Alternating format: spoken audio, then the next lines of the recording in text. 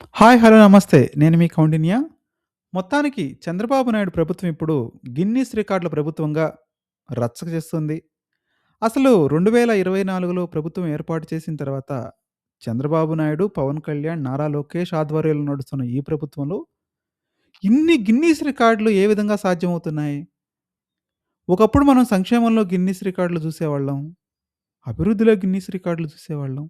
కానీ ఈ రోజున్న పరిస్థితుల్లో ఒకే టర్మ్‌లో 5 సంవత్సరాల కాలంలో కేవలం ఇప్పుడు 2 సంవత్సరాల 35% కాలం మాత్రమే ప్రభుత్వానికి పూర్తయింది. మరి అలాంటి పరిస్థితుల్లో 11 గిన్నిస్ రికార్డులు రావటం ఏంటి? మళ్ళీ కొత్తగా నిన్న 'త్రిమ్సా' నృత్యంపై మళ్ళీ కొత్త గిన్నిస్ రికార్డ్ రావటం ఏంటి? ఇది ఇప్పుడైతే మాత్రం రాజకీయ వర్గాల్లో నిజంగానే సంచలనంగా మారింది. అసలు చంద్రబాబు నాయుడు ఇవన్నీ ఎలా సాధించగలుగుతున్నాడు అనేటువంటి ఒక ప్రశ్న ఒకవైపు జంజీలోను, జనాల్ఫాలోను, ఇంకోవైపు రాజకీయవేత్తల్లోను, రాజకీయ నేతల్లోనూ కలుగుతుంది. అంటే చాలా తక్కువ సమయం. కేవలం 2 సంవత్సరాలు మాత్రమే గడిచింది. ఇంకా 3 సంవత్సరాలుంది. సో, ఇలాంటి ఇంత తక్కువ టైంలో చంద్రబాబు నాయుడు పెర్ఫార్మెన్స్, కూటమి పెర్ఫార్మెన్స్ నిజంగా ఆహా! ఓహోలా అనే ఉంది అనేది ఈ వీడియోలో తెలుసుకునే ప్రయత్నం చేద్దాం. ఇంతకీ చంద్రబాబు నాయుడు ఏ గిన్నిస్ రికార్డ్ ఎప్పుడెప్పుడు సాధించాడనేది ఈ వీడియోలో కవర్ చేసే ప్రయత్నం చేస్తాను. కంటెంట్ నచ్చితే లైక్ చేయండి, షేర్ చేయండి, సబ్స్క్రైబ్ చేయడానికి మాత్రం ప్రయత్నించండి. అసలు ఫస్ట్ గిన్నిస్ రికార్డు ఎప్పుడొచ్చిందో చెప్తాను. అమరావతి డ్రోన్ సమ్మిట్ అని అక్టోబర్ 2024లో నిర్వహించారు. మీ అందరికి గుర్తే ఉంటుంది. డ్రోన్స్ మీద ఒక పెద్ద సమ్మిట్. ఈ డ్రోన్ సమ్మిట్‌కి దాదాపుగా 5,500 డ్రోన్స్‌ని తీసుకొచ్చి, ఆ డ్రోన్స్ అన్నిటికి నేషనల్ ఫ్లాగ్ కట్టి, ఆ నేషనల్ ఫ్లాగ్‌ని ఏరోప్లేన్స్ చూపెట్టి, ఒక డ్రోన్ షోని ఆర్గనైజ్ చేసి ఐ థింక్ విజయవాడ దగ్గరలో కృష్ణా నది తీరంలో ఒక డ్రోన్ సమ్మిట్, డ్రోన్ షో అని పెట్టి ఒక బీభత్సమైనటువంటి ఎక్స్‌పోజివ్ కార్యక్రమాన్ని ఏర్పాటు చేశారు. అది మనకొచ్చినటువంటి ఫస్ట్ డ్రోన్ సమ్మిట్‌లో ఫస్ట్ గిన్నిస్ రికార్డు. ఈ ఈవెంట్‌లోనే 5 గిన్నిస్ వరల్డ్ రికార్డులను బ్లాస్ట్ చేయటం జరిగింది. అప్పుడు ఆ ఫోటో కూడా డిస్‌ప్లే చేస్తాను మీకు. ఆ 5 గిన్నిస్ రికార్డ్స్‌ని మొత్తం పవన్ కళ్యాణ్, చంద్రబాబు నాయుడు వీళ్ళందరూ రావటం, అందుకోవటం. అప్పుడు అదొక బిగ్ బ్లాస్టింగ్ అయింది. అది నంబర్ 1. ఇక నంబర్ 2 ఈవెంట్ వచ్చేసరికి ఇంటర్నేషనల్ యోగా డే. ఈ ఇంటర్నేషనల్ యోగా డే ప్రధానమంత్రి గారు కూడా వచ్చారు. వైజాగ్ వేదికగా జరిగేది. జూన్ 2025లో ఈ ఈవెంట్ జరిగింది. ఈ ఈవెంట్ 2 గిన్నిస్ రికార్డులని ప్రభుత్వానికి అందించడం జరిగింది. అంటే ఇక్కడ 28 కిలోమీటర్లు సుదీర్ఘ సముద్ర తీరంలో 28 కిలోమీటర్ల యోగా కారిడార్‌ని ఏర్పాటు చేసి, దాదాపు 3,00,000 మంది పార్టిసిపెంట్స్‌ని ఆ యోగా డేలో జాయిన్ చేయడం ద్వారా, ప్రపంచంలో ఎవరికీ ఎప్పుడు సాధ్యపడినటువంటి ఒక కొత్త కార్యక్రమాన్ని రూపొందించినటువంటి రూపకర్తగా చంద్రబాబు నాయుడు నిలిచిపోయారు.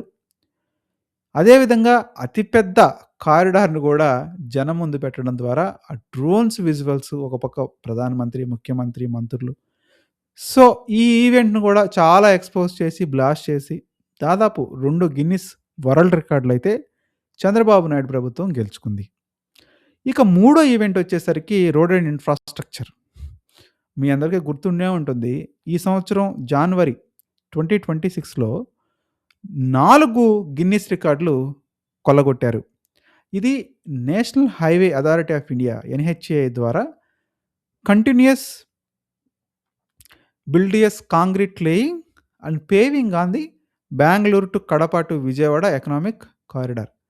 NH-45లో ఏదైతే Bengaluru to Kadapa to Vijayawada economic corridor ఉందో, ఆ కారిడార్‌లో కాంక్రీట్ లేయింగ్, కాంక్రీట్ వేయడం కంటిన్యూయస్‌గా 24 అవర్స్ ఏమో వేశారు ఆ రోజు కాంక్రీట్. ఆ కంటిన్యూయస్ కాంక్రీట్ వేసేటువంటి ప్రాసెస్ లోపల దాదాపు 4 గిన్నిస్ వరల్డ్ రికార్డులు ఆ కాంట్రాక్ట్ కంపెనీతో పాటుగా ప్రభుత్వం, చంద్రబాబు నాయుడు గవర్నమెంట్ కూడా కలిసి అందుకుంది. ఇక నాలుగవ గిన్నిస్ రికార్డు సైకిల్ డిస్ట్రిబ్యూషన్. ఈ ఈవెంట్ కూడా 2026 జనవరిలోనే జరిగింది. సో, ఇక్కడ చంద్రబాబు నాయుడు పర్సనల్‌గా గిన్నిస్ బుక్ ఆఫ్ వరల్డ్ రికార్డ్స్‌లో కూడా ఎక్కాడు. దాదాపు 5,555 సూపర్ సైకిల్స్ అంటే ఈ సైకిల్స్‌ని వుమెన్స్‌కి ఇవ్వటం ద్వారా వితిన్ 24 అవర్స్ విండోలో 24 గంటల సమయంలో వుమెన్స్‌కి డిస్ట్రిబ్యూట్ చేయడం ద్వారా ఈ కుప్పంలో ఈవెంట్ జరిగింది. సో, ఈ సైకిల్స్ డిస్ట్రిబ్యూషన్స్ కూడా చంద్రబాబు నాయుడు ప్రభుత్వానికి మరొక గిన్నిస్ రికార్డ్‌ని అందించడం జరిగింది. ఇక్కడ పర్సనల్‌గా ఆయనకు కూడా గిన్నిస్ రికార్డ్ వచ్చింది. ఈయనతో పాటుగా ఈ స్టేట్‌కి కూడా చాలా మంచి పేరు రావటం జరిగింది. సో, ఇక ఈ గిన్నిస్ రికార్డ్స్‌తో పాటు ఎంటర్‌ప్రెన్యూర్‌షిప్ సైన్ అప్స్‌లో గూడా మరో కొత్త గిన్నిస్ రికార్డ్‌ని చంద్రబాబు నాయుడు ప్రభుత్వం ఆగస్ట్ 2025లో పొందడం జరిగింది. ఆవిష్కరణ ఆంధ్ర అనేటువంటి ఒక ప్రోగ్రామ్‌ని జరపడం ద్వారా ఒక కొత్త ఈవెంట్‌ని క్రియేట్ చేయడం ద్వారా highest number of online sign ups for startup program అని చెప్పేసేసి 2024లో ఒక highest number of startup programs అని చెప్పేసి, ఆ రోజు ఆవిష్కరణ ఆంధ్రాలో కూడా ఒక కొత్త ఎంటర్‌ప్రెన్యూర్‌షిప్ సైన్ అప్స్‌ని కూడా పొందడం జరిగింది. సో, ఇవన్నీ కూడా 25, 26లో జరిగిన ఈవెంట్సు. ఇప్పుడు కొత్తగా ఏదైతే భోగాపురం ఎయిర్‌పోర్ట్‌ని ప్రారంభించాలన్నటువంటి ఆలోచనలతో చంద్రబాబు నాయుడు ప్రభుత్వం ఉందో, ఆ భోగాపురం ఎయిర్‌పోర్ట్‌కి సంబంధించి థింసా కొన్ని వేల మంది థింసా నృత్య కళాకారులతో ఒక మెగా ఈవెంట్‌ను ఏర్పాటు చేసి, భోగాపురం విజయనగరం జిల్లా వేదికగా ఏర్పాటు చేసినటువంటి భోగాపురంలో ఈ పెద్ద ఈవెంట్‌ని ఆర్గనైజ్ చేసి, ఆ ఆర్గనైజ్ చేయడం ద్వారా విపరీతమైన ప్రచారాన్ని పొంది, ఆ ప్రచారం ద్వారా ఇప్పుడు మరొక కొత్త గిన్నీస్ రికార్డ్‌ని పొందగలిగారంటే అది మామూలు విషయం కాదు. ఎందుకంటే ఇన్ని గిన్నీస్ రికార్డులా? కేవలం 2 సంవత్సరాల టైంలో 12 గిన్నీస్ రికార్డ్స్ అంటే ఏ ముఖ్యమంత్రికి, ఏ ప్రధానమంత్రికి గూడా సాధ్యపడనటువంటి అంశంగానే మనం చెప్పుకోవాలి. మరీ ముఖ్యంగా గిన్నీస్ రికార్డుల కోసమే ఇంత పెద్ద పెద్ద మెగా ఈవెంట్లు నిర్వహిస్తున్నారా అనేటువంటి ప్రచారం గూడా విపక్షాలు జేస్తుంటాయి. సో, దీన్ని బట్టి మనం అర్థం చేసుకోవాల్సిన అంశం ఏంటంటే, గిన్నీస్ రికార్డుల కోసమే గిన్నీస్ రికార్డ్ ఎక్కినటువంటి ముఖ్యమంత్రిగా చంద్రబాబు నాయుడుకి రేపటి రోజున పేరొచ్చినా ఆశ్చర్యపోవాల్సిన అవసరం లేదు. అంటే ఒక ముఖ్యమంత్రి హయాంలో కొద్ది కాలంలో కేవలం 2 సంవత్సరాల సమయంలో 12 గిన్నీస్ రికార్డులు ఒక ప్రభుత్వం సాధించగలిగింది అంటే, ఇది గిన్నీస్ రికార్డ్‌లోనే ఎక్కించాల్సినటువంటి గిన్నీస్ రికార్డ్. అంటే ఆ రికార్డ్‌లోనే రికార్డ్ అయ్యుండదు ఇప్పటివరకు. ఏ ముఖ్యమంత్రి, ఏ ప్రభుత్వ అధినేత కూడా ఈ రేర్ ఫీట్‌ని సాధించుండకపోవచ్చు.